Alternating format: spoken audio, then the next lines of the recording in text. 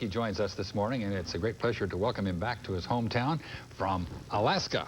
Yes. Morning, Michael. Nice Morning, to see Fred. you. Good to be here. Last year, his book, Inside Passage, came out, Living with Killer Whales, Bald Eagles, and Kwakiutl Indians.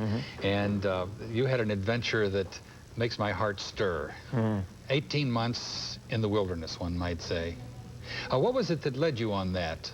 You, I had seen a movie. Oftentimes we read a book or see a movie that's pivotal to changing our life. And I had seen a movie, Jeremiah Johnson, with Robert Redford, about a young man that leaves civilization, goes into the mountains at the turn of the century, at the 19th century. And I came out of the film wondering if 100 years later, there was still a swatch of wilderness left on Earth that a young person could go to learn about nature. And there's an old saying, be careful what you ask for, you just might get it. And 2 months later, I was up on the island, 200 miles north of Vancouver, and about 100 years back in time. Tell us about what that experience was like. That was 18 months, wasn't it? And you were there living a subsistence existence off the land. You didn't take very much with you. Right. What did you take? I took a backpack full of warm clothes. And I was living in Aspen, Colorado at the time, and got rid of my apartment and sold off my possessions and went up there with one backpack and lived in a very small cabin, grew a half-acre garden, and also fished just about every day. And one of the largest salmon runs in the world comes right by the island. So I lived off of salmon and crab to the point where you'd get sick of it, you know, and so it's pretty much off the ocean and off the land as for food. What kind of vegetables did you grow in your little garden patch there? Potatoes mainly? Carrots, lettuce. In fact, I got smart because people that were cruising on their sailboats from the West Coast cities up to Alaska would stop at the island thinking that there was a store or some way to trade. And anybody that's been on a boat for 2 weeks will kill for a head of fresh garden lettuce. Yeah. So I used to trade lettuce, which is worth a couple dollars for, you know, in value, $50 or $60 worth of beer or potatoes or other things. So it worked out well. And then you were, during this time, you were writing letters to your friends, right? 12-page letters at a time to people back. Well, I didn't mind the isolation. The only time it turned into loneliness was when a killer whale would jump out of the water right over my kayak, or the northern lights would come and dance across the sky. And then I really ached for somebody to be there with me to sort of verify the magic. So then I'd write these letters instead. We have some slides to look at this morning. They'll give you some idea of perhaps what it looked like there. Is this your house? This is the settlement right there. The main little cabin is the building in the center. And then there were various shops. And the man that owned it, Will Maloff, also was a blacksmith and a boat builder. And you were staying in one of those? Yes, the one right in the center. Right in the center. No electricity, no telephones, kerosene lamps for light, and an outhouse. And how cold did it get in the winter there? It would go down to 0, but the Japanese current was offshore. Equilibrates it a bit. Yeah, but the bad thing was the rain. We would get 10 feet of rain every year, and most of that fell from November to February. Wow, so but the summer times is paradise. As the shot here shows, this is the height of the season in August, with myself playing Robinson Crusoe, looking out over Blackfish Sound where the killer whales are. You were speaking of in the book of the Kwakiutls.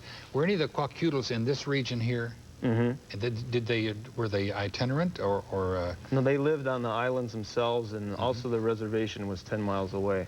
And I was the only white person for about a 20-mile circle, surrounded by Indians. And what kind of camera did you use to shoot these pictures? Oh, I had a girlfriend came by and had a Nikon, and I would borrow her camera and take pictures as well. But you couldn't miss. All you had to do was aim your lens in any direction, and there's so much natural beauty. People can't grasp how gorgeous it is. They go there and it just, I think, blows people away. Right. Here's another picture now.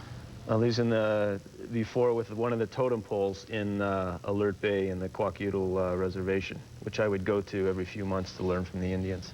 Now, PBS is preparing a program on the basis of your experiences there now, I believe. Right. We're going to do a docudrama where we're actually going to recreate some of the scenes from the book and tell the story, sort of an environmental update as well. Did you have a little radio so you could listen to the news? After I was there a few months, I got a little small radio, and on cold, clear nights, it's surprising, could pull in channels all the way from, you know, San Diego up the coast. So in fact, I used to get morning exchange, you know, first thing in the morning. No.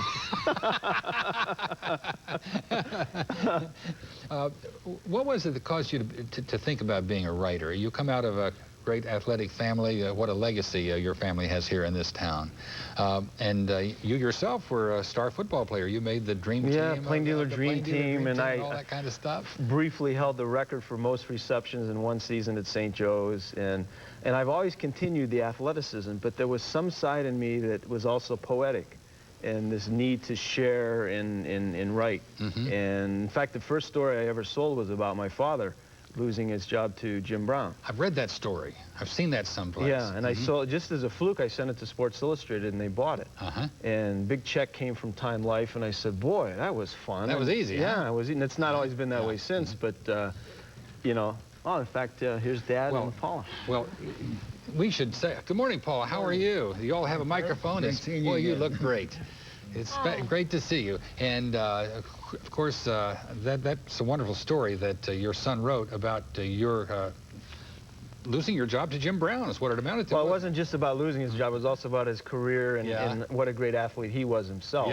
But it was that transition time where... Which every athlete has to face at some point. And Dad did it so gracefully, and unlike, you know, a lot of them that can't, the roar of the grease paint and the applause and all of that, they can't adjust to. So. Well, Jim Brown was unusual. I mean, let's face it. People used to ask me, how did you feel playing behind Jim Brown? I said, I feel like the guy played behind Babe Ruth. What can you do? Well, you look great, and it's wonderful to see you. And we should say a quick thing about Paula, who lives here in town, and you fly a lot. I'm a flight attendant. And Cosmo had, Cosmopolitan magazine, just lately, had your picture in it, and it said something to the effect that Michael has been living in the wilderness for 18 months. He doesn't know anybody. If anybody would like to talk to him, any eligible woman would like to talk to him, they should write a letter. And 4,000 people wrote. Is that right? Right. So you had 4,000 But the letters. letter from Paula was heads and shoulders above anybody else that I received, and we're now engaged and soon to be married. Well, congratulations. And we'll be on the lookout for the PBS program based on Inside Passage. And also, let me just show the book. It's going to be coming out within the next 3 or 4 weeks in paperback. And this is it, Inside Passage by Michael Modzelewski.